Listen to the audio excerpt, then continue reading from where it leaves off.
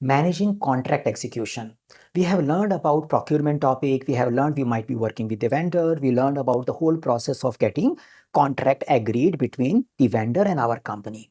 Now, when the contract start getting executed as a project manager, I need to make sure that we are following as per the contract. The idea of contract execution is more focused from a buyer perspective because we are more focusing on vendor to you as a project team contract management. So I need to be very clear about what is our rights in the contract. If my vendor is not delivering as per agreement, I need to point it out in valid time, escalate appropriately as per the contract. I should not be having a situation where vendor is keep deviating and nobody else knows because I thought they will improve. So when we are dealing with the PMP exam, I need to follow the contract pretty well. The type of reports we are expecting from the vendor should reach.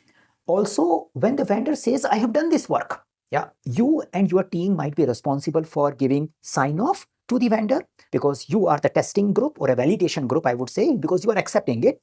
So you understand as a project manager, my team do a thorough review. And if everything looks good, we need to give an acceptance. And as a result of acceptance, vendor may send their invoice to us because they need money. And I, as a project manager, may work with my finance department to get that particular invoice process because I also need to keep my vendor happy.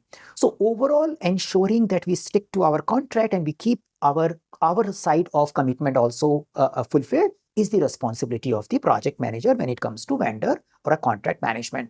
There is a possibility where there may be a disputes, where something you believe is a part of the scope and vendor says this is not part of the scope. I need to focus on as much as possible we can collaboratively handle those disputes. But there could be cases where we need to go for a legal conversation, and for that I will escalate to appropriate group in my company. Usually a procurement or legal team will take care of those disputes. So you manage overall engagement with your vendor. That's what you can say is the responsibility of a project manager.